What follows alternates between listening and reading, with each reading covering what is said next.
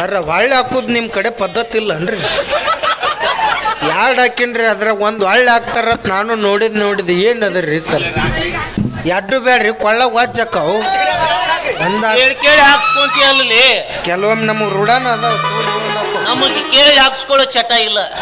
ಈಗ ಬರೈತ್ ನೋಡಿ ಸರ್. ಈಗ ನಿಮ್ಮೆಲ್ಲರ ಅಭಿಮಾನಕ್ಕೆ ನನಗೆ ಜನ್ಮ ನೀಡಿದ ಪುಣ್ಯ ಭೂಮಿಗೆ ತುಂಬಾ ಋಣಿಯಾಗಿ ಎಷ್ಟು ದಿನಗಳವರೆಗೆ ಕಾಶ್ಮೀರದ ಗಡಿಯಲ್ಲಿ ನಿಂತು ಸೇವೆ ಮಾಡಿ ಬಂದಿದ್ದೇನೆ. ಇನ್ನು ಮೇಲೆ ನನ್ನ ಹುಟ್ಟೂರು ಜನರ ಸೇವೆ ಮಾಡ್ತಿದ್ದ ಸಂದರ್ಭದಲ್ಲಿ ಮಾತು ಕೊಡ್ತಾ ಇದ್ದೀನಿ. ಸರ್ 35 ವರ್ಷಗಳ ಕಾಲ ದೇಶ ಸೇವೆ ಮಾಡಿ ನಿವೃತ್ತಿ ಹೊಂದಿ ಮತ್ತೆ ನಮ್ಮ ಗ್ರಾಮಕ್ಕೆ ಆಗಮಿಸಿದ್ದಕ್ಕೆ ತಮಗೆ ಸ್ವಾಗತ ಸುಸ್ವಾಗತ ಸರ್. ಅಷ್ಟೇ ಅಲ್ಲ, ಯುದ್ಧದಲ್ಲಿ ಗೆದ್ದಾಗ ಸರ್ಕಾರದವರು ನಿಮಗೆ ಬಹುಮಾನ ರೂಪವಾಗಿ ಹಣ ಕೊಟ್ಟರೆ ನಿಮ್ಮ ಸ್ವಂತಕ್ಕೆ 1 ರೂಪಾಯಿನೂ ಬಳಸಲಿಲ್ಲ. ಆ ಬಂದ ಹಣವನ್ನೆಲ್ಲ ಊರು ಉದ್ಧಾರಕ್ಕೆ ಖರ್ಚು ಮಾಡಿದ್ರೆ ನೀವು ಕೊಟ್ಟ ಹಣದಿಂದ ಊರಲ್ಲಿ ಒಳ್ಳೆ ರಸ್ತೆ ಆಯಿತು, ಒಳ್ಳೆ ಶಾಲೆಗಳಾದವು. ಅಷ್ಟೇ ಅಲ್ಲ, ಎಷ್ಟೋ ಅನಾಥ ಮಕ್ಕಳಿಗೆ ಒಳ್ಳೆ ಅನಾಥ ಆಶ್ರಮ ಆಯಿತು. ಒಟ್ಟಿನಲ್ಲಿ ನಿಮ್ಮಿಂದ ಊರೇ ಉದ್ಧಾರ ಆಯಿತು ಸರ್. ಇದಕ್ಕೆಲ್ಲ ತಮ್ಮ ಪ್ರೀತಿ, ವಿಶ್ವಾಸ, ಅಭಿಮಾನ, ಸಹಕಾರವೇ ಕಾರಣ.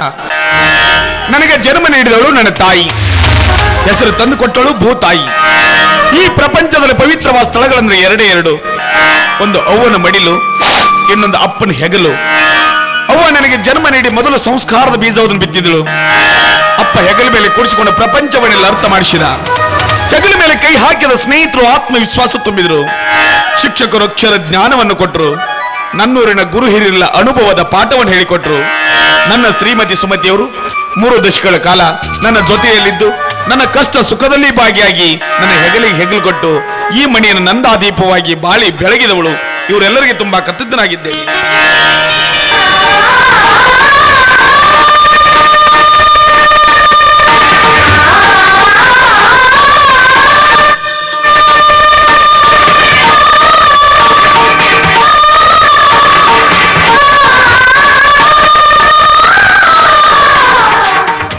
ಒಂದು ವಿಷಯ ನಾನು 100 ಜನಕ್ಕೆ ತಿಳಿಸಲೇಬೇಕು.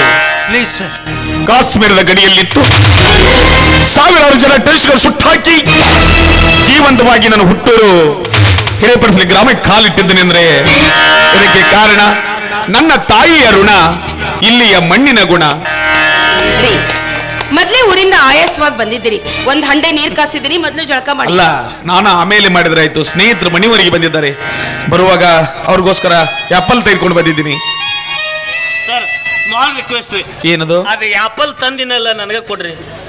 ಭಾಳ ದಿನದಿಂದ ಆಸೆ ಇತ್ತು ರೀ ಆಪಲ್ ಸೆಟ್ ಇಟ್ಕೋಬೇಕಂತೇಳಿ. ಹೌದು ಸರ್, ಸೋನುಗೌಡ ವಿಡಿಯೋ ನೋಡೋದಾಗಿದ್ದ ತಲೆ ಕೆಡ್ಸ್ಕೊಂಡ.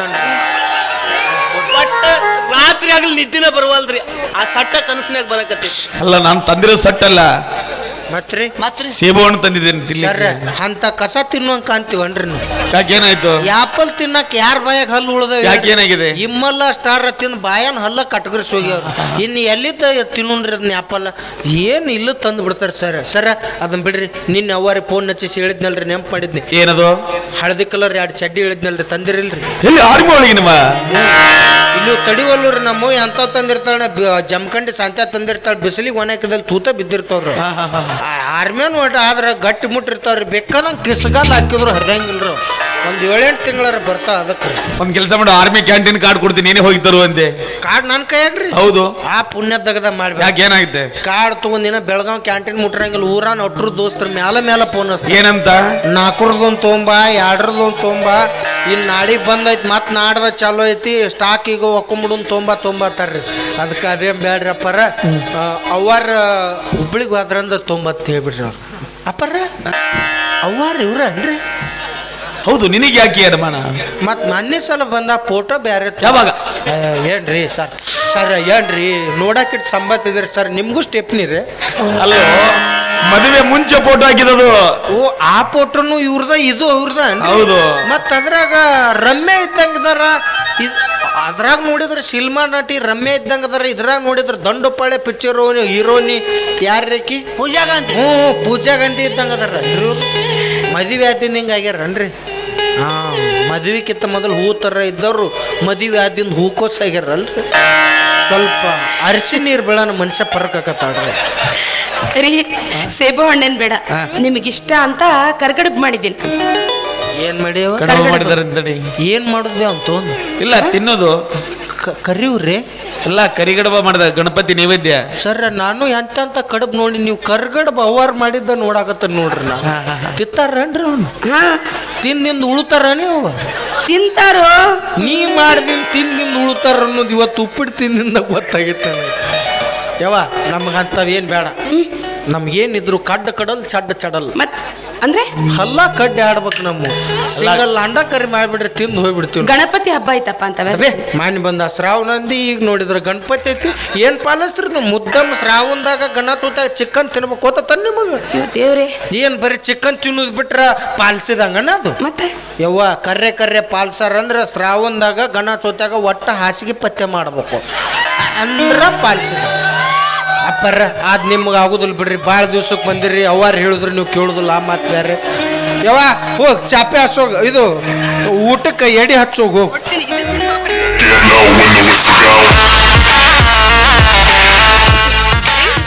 ನೋಡಿ ನಮ್ಮ ಮಗ ಮಹೇಂದ್ರ ಬಂದ. ಯವ್ವ ಮಹೇಂದ್ರ ಬುಲ್ಲರ ಪಿಕಪ್ ಇವಂದರ್ರಿ ಅದು ಮನ್ ಜಮ್ಕಂಡೆ ಬಾಡಿ ಕಟ್ಸಿವ್ರಿ 2 ಟೈರ್ ಹೋಗ್ಯಾವ್ರಿ ಹಿಂದಿನ ಹಾಕಿಸ್ಬೇಕಾಗಿತ್ರಿ. ಮಹೇಂದ್ರ ಬುಲ್ಲರ ಪಿಕಪ್ ಉಳ್ಳಾಗಡ್ಡಿ ತುಂಬಾಕ್ ಇವಂಗ ತಂಜೂರಿ ಅದು. ಅಲ್ವೋ ನನ್ನ ಮಗ ಮಹೇಂದ್ರ. ಯಾರ್ರಿ ಅವ್ ನಿಮ್ಮ ಮಗ? ನಾವು ಗಾಡಿ ಬಗ್ಗೆ ಮಾತಾಡಕತ್ರಿ ನೀವು ಬಾಡಿ ಬಗ್ಗೆ ಅಲ್ಲಿ ಬರ್ತಾ ಇದ್ದ ನೋಡಿ. ಯಪ್ಪ ಇವ ಅನ್ರಿ ನೀಲಿ ಕಲರ್ ರಂಗ್ಯವ ಏನ್ರಿ ನೀವು ರೇಟ್ ಸಂಬತ್ತಿದ್ರಿ ನಿಮ್ಮ ಮಗ ಎಟ್ ಬೆರಿಕದನ್ರಿ. ಯಾಕೇನಾಯ್ತು?